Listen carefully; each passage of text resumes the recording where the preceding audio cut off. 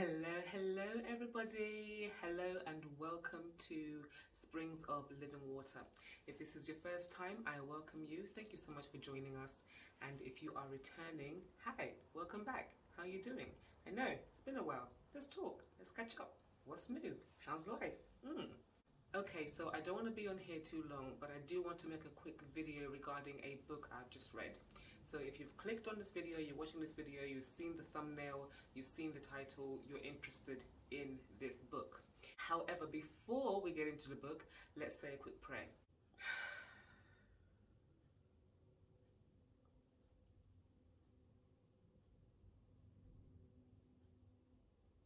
Lord God, we come to you in thanksgiving. We come to you praising your name and thanking you for all that you have done for us, all that you are doing, and all that you will do. Oh God, I thank you for this book, because this book was truly a blessing to me and my family, and how I am to minister to my family, and how you call us to raise our children and to walk while down here on earth. Father, I pray that the viewer can take something from this video. Father, I pray that your will be done through me today. Father, I pray that whatever things we are holding on to or scared to move away from, Father, I pray that you give us the strength and the courage, and Father, that you give us wisdom to do what is right in your eyes. Father, I pray over the viewers right now. I pray over them that they hear me and that they hear your word and they hear your message through me. In the name of Jesus Christ, I pray. Amen. I purchased this book a while ago. I purchased it when I had just started on my journey, and it's been sitting on the shelf, looking at me. So one thing that the Lord has been really directing me to do is do a lot of reading. So I've been pulled away at reading, preparing. There's certain areas and certain things that I'm being called to do, and we need to prepare, right? You can't just jump into something. We need to prepare. We need to understand what we're being called to do, why we're being called to do it, so that when we do take that jump and when we are released to start doing the thing, we are prepared and we are ready as much as we can be. So I won't talk too much. I'm going to get right into the book. This is a book right here. So this is called Family Driven Faith, and it's written by Voddie Baucham Jr. If you are a Christian and you watch a lot of Christian content, I am sure you have come across Voddie Baucham. I hope I'm saying that right. Voddie Baucham. If I'm not, I'm sorry, please forgive me. So I was saying, if you're a Christian, I'm sure you've come across a lot of his videos. He is one of the pastors and teachers that I first came across when I started really diving into learning more about Christianity and trying to grow in the faith. And this book came up and I got it. I actually got a few books of his. I purchased, I think in total, 5 or 6. This is the first one of his that I've read, and it was screaming at me from the shelf. It was like looking at me like, when are you going to read me? When are you going to read me? When are you going to read me? Read me. But let me just read the back of the book so you kind of get an idea what the book is about. Before I do that, I'm sorry, I'm finding it very difficult to speak today. I think it's because it's been a while being on camera. I don't know why, but I'm just finding it very difficult to speak. So apologies if I'm stumbling all over my words. It just seems a bit like, what is going on?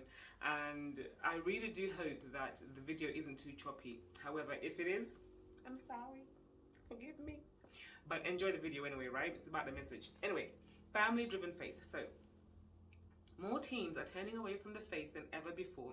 It is estimated that 75 to 88% of Christian teens walk away from Christianity by the end of their freshman year of college.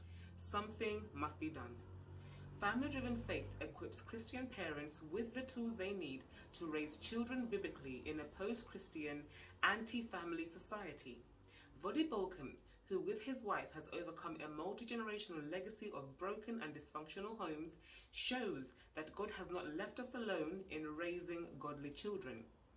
This bold book is an urgent call to parents and the church to return to biblical discipleship in and through the home. This paperback edition includes a new preface and a study guide to facilitate interaction in small group settings and to help parents put principles into practice. That is such a great tool, by the way, having the study guide.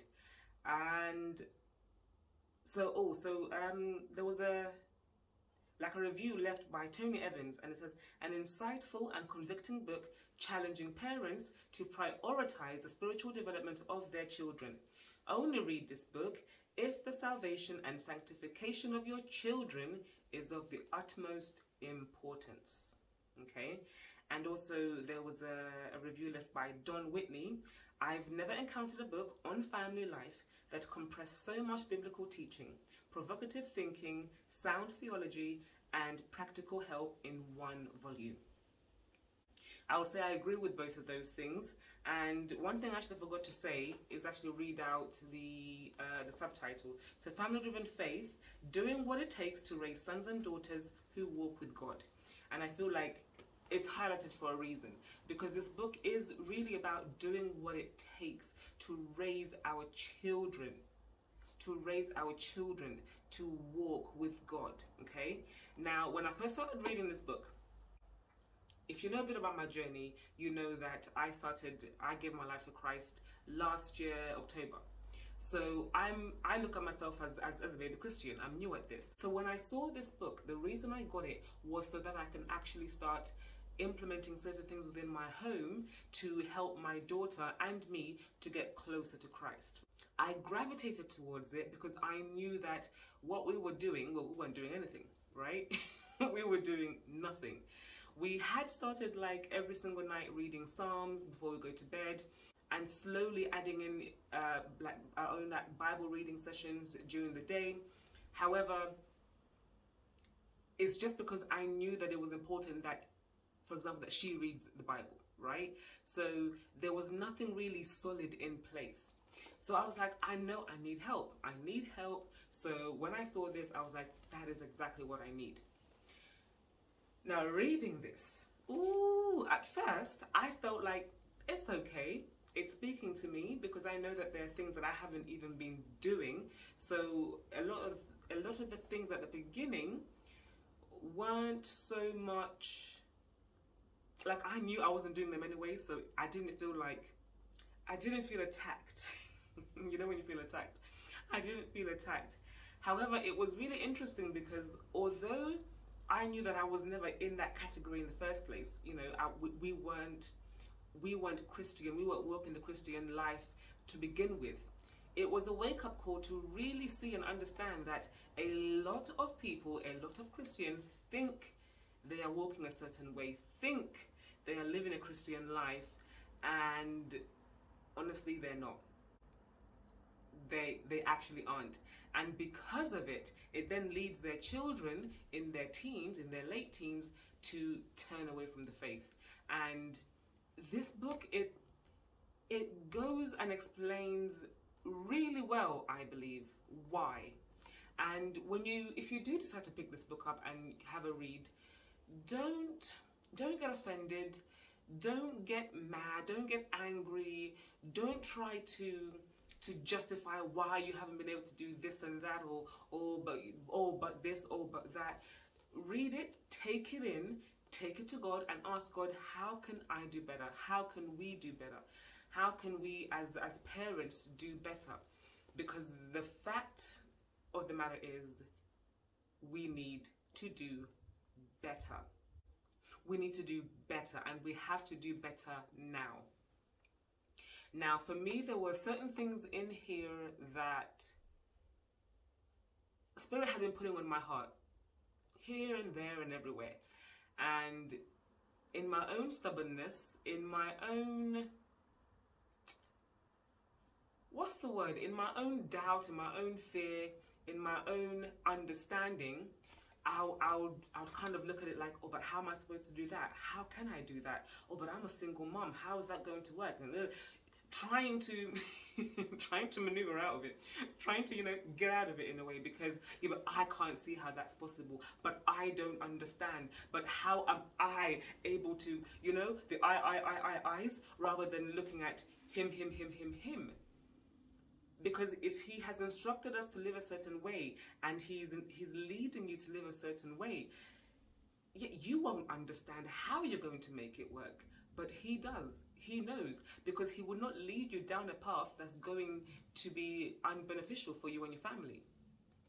So this was a big wake-up call for me, a big wake-up call, and this is why I love how God works, because the minute I started reading this and looking into all these other books, and reading here, reading the Bible, watching some videos, the conviction was just coming more and more and more and more. And this is one of the reasons why he pulled me away from YouTube for a bit, because he's like, I need you to prepare, because this is what I need you to do. And I'll be honest, I am still shaking in my boots a little bit, because I'm still like, but how am I? How am I gonna? How am I? However, although I'm having those thoughts, or those thoughts do come, they creep in every now and then. I am trusting him. I am trusting him, and I am trusting him because I need to trust him, because I want more for my daughter. One thing that we have to realize, when you become a parent, you want the best for your children. You want them to not have to experience or go through certain things that you've experienced and went through. You want to give them everything.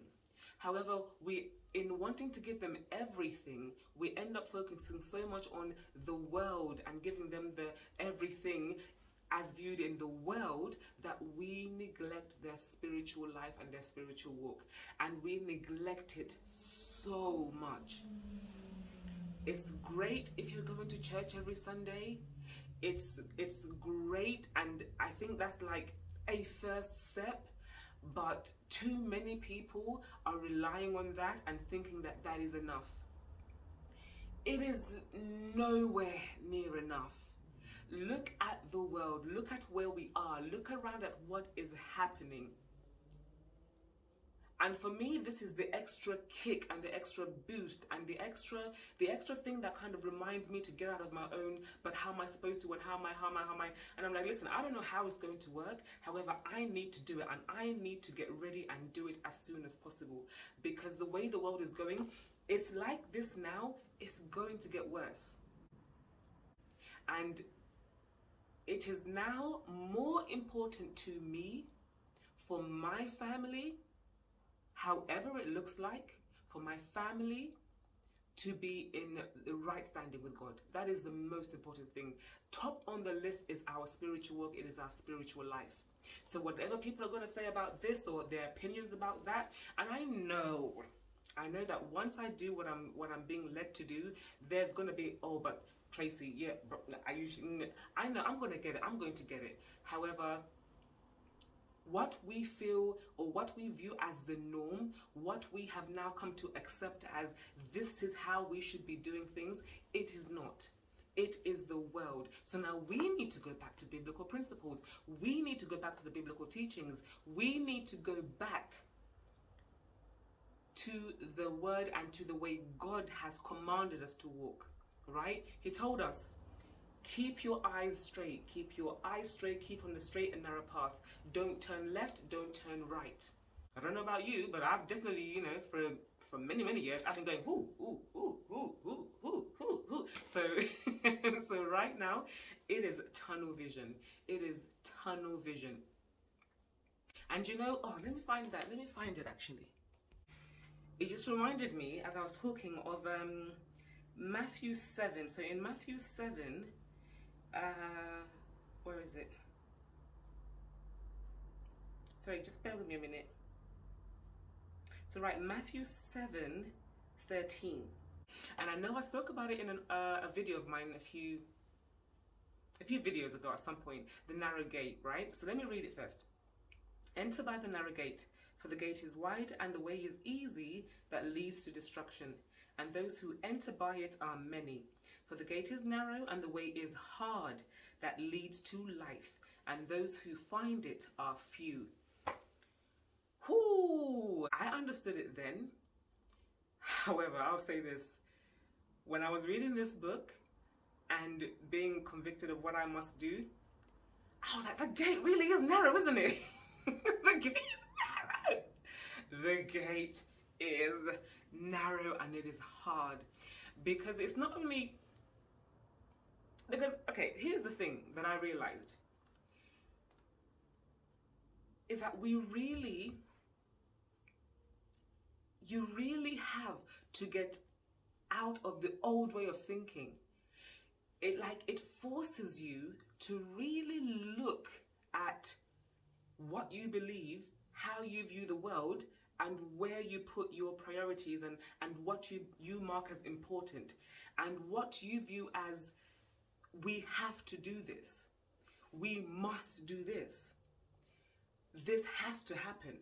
I started looking at, okay, so this is how I view this, but God says this, so I know I must do this. Now, in order to stick to obey God in this, oh, this has to go. Like, I can't do this. This is making it more difficult to obey God here.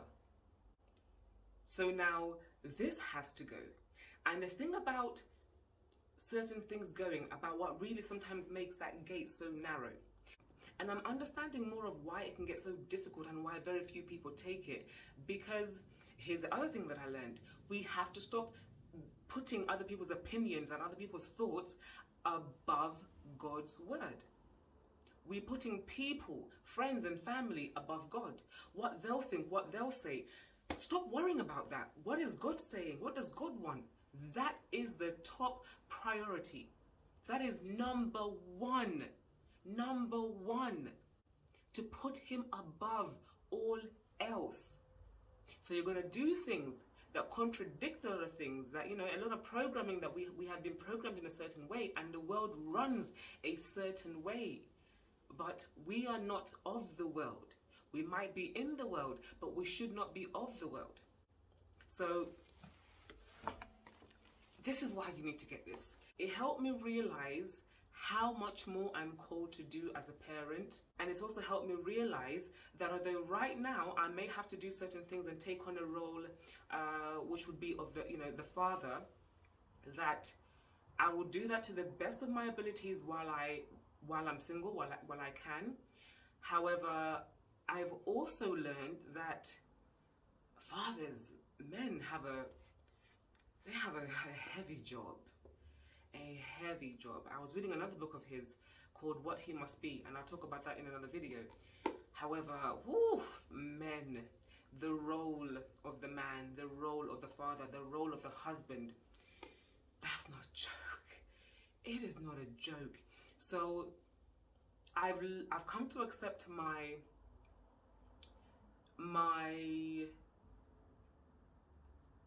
I'll say, he says it God says it in the Bible, my weakness as a woman in regards to taking the role, being the lead in the household, because I'm not supposed to be the lead of the household. So I'm having to do that right now. And I'm going to do that to the best of my abilities. That is all I can do, because it is a heavy, heavy, heavy role. And obviously being that and trying to also be, do my role, be the mother, it is a lot. It is a lot. However, now in preparation for husband as well, understanding his role and understanding our roles together, and how the home should be run, how we should be raising our kids. And some of you might not like to hear this, but I think as parents, we are slacking. We are slacking because our priorities are so messed up. Our priorities are all in the wrong places. And you end up, because your priorities are in the wrong places, you're doing all this grunt work, all this running around, and then you're so tired that you can't actually give to your children what is needed and what we are asked to give them and what we are called to give them. By the time you even think about it, you're like, oh, I'm too tired, because you put everything else at the top. You need to put God at the top and then slot everything else around that. That's how it has to work. Put God first. That's the first thing in your schedule. When's our prayer time? When's our devotion time? When are we doing this? When are we doing that? And then you slot everything else around that. But so much it has been the other way around, and that is why, if we're honest, that is why people just go to church on a Sunday and say, yep, I've met the quota, I've met my spiritual fulfillment, And every other day there is nothing. Every other day you are wrapped up in the world. Every other day you're not feeding the word into you at all. At all. So listen, doing what it takes to raise sons and daughters who walk with God. If that is what you want, that is your mission, that is what you're feeling Spirit lead you to do, pick up this book. And another thing, like Tony Evans said, only read this book if the salvation and sanctification of your children is of the utmost importance to you. If that is the case and you're nodding to that and you were like, yes, yes, yes, get this book. If you're a Christian and you feel like, you know what, I think, we have we do pretty well when it comes to our spirituality, you know what, get this book anyway and just read and see. Just read and see. The fact that it's 75 to 88% of Christian teens walk away from Christianity by the end of their freshman year of college, 75 to 88%. And yes, I'm in the UK. This research was American based, but I think we can definitely apply it. There's so much in here that we can, I was like, it's talking about me, it's talking about here. I didn't feel like there was such a major disconnect. If anything, I feel like there's a lot more Christian families in America, right? So that's why I felt like, you know what, even more needed for me over here in the UK. But how we practice our faith, is so important, and is how we're raising our children. If you're practicing faith, then you're raising your children to practice their faith. And one other thing I'll say, and you'll get it from here, is that a lot of families, it's like they put it on the church to do all this work. It's the church's job to raise the children in faith. It's the church's job to teach them about the word and teach them about God. It's your job. It's our job as their parents. It's our job. The church is like a booster, right? The church is like a community that we can go to and we can get together and we can help each other, uplift each other. That's not where they should be getting the highest percentage of their teaching. If the highest percentage of their teaching is coming from the church and you only go once a week,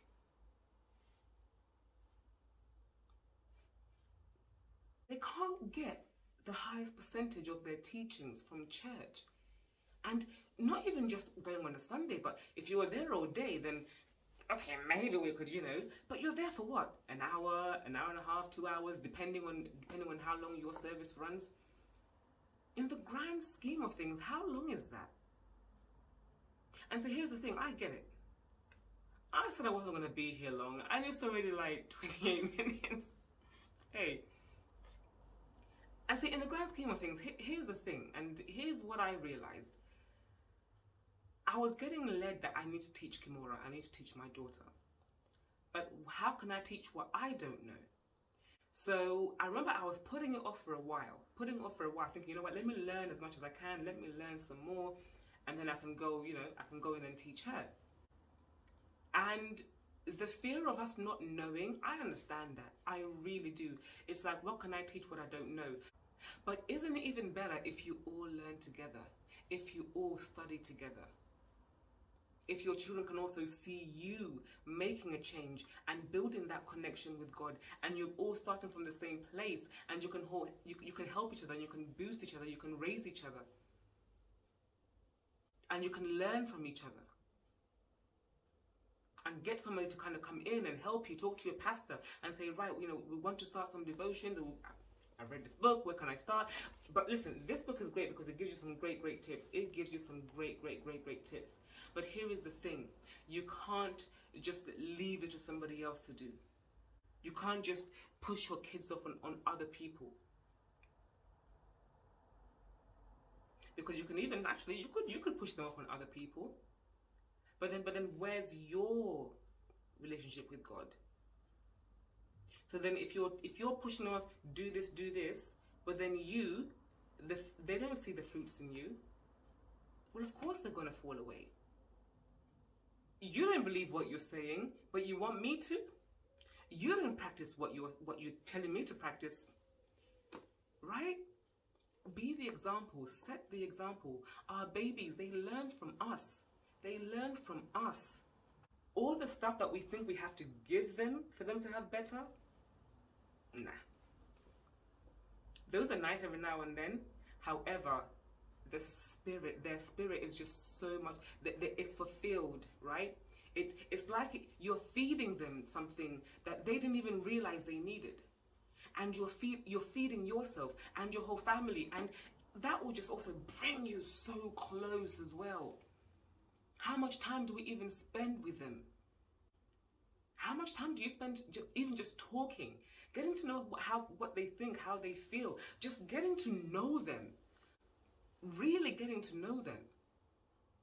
See, it was good when there was no TV, when all that stuff. Sometimes, we think this technology is all great, and I think technology has its place and it has a purpose and it is great.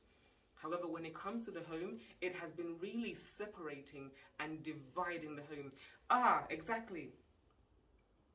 Family-driven faith equips Christian parents with the tools they need to raise children biblically in a post-Christian, anti-family society. And I believe that's true. The society right now is so anti-family, where family is actually everything. Can we take pride in our families? Can we actually start taking care of our families?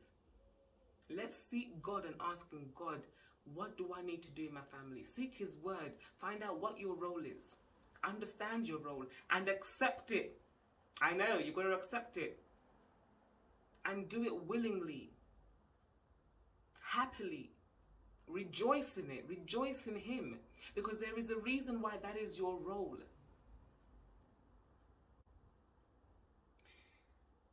Okay, I'm going to leave it there because I feel like I can just keep going on and on and on and on and on. But this was great.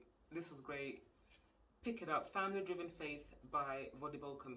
But all I want to say really and truly is it's time to invest in our families again. It's time to focus on our families again. And the best way you can do that is by focusing on God, first of all. Focus on Yahweh, first and foremost. Focus on Him. And then once you're growing in Him, and once He starts ministering to you, you start putting that into your family, and you will feel and you will see the change. You will. You will. You will. You will. I'm saying it because I'm just affirming you will. So if you've read this, comment down below. If you've read this, comment down below. And if you do get a chance and you get it and you read it, come back to this video and comment down below. Let me know what you thought. Let me know your findings. We can have a little discussion. Why not, right? So yeah, Family Driven Faith, Voddie Baucham. Right. Thanks for watching, guys. See you in the next one. Bye.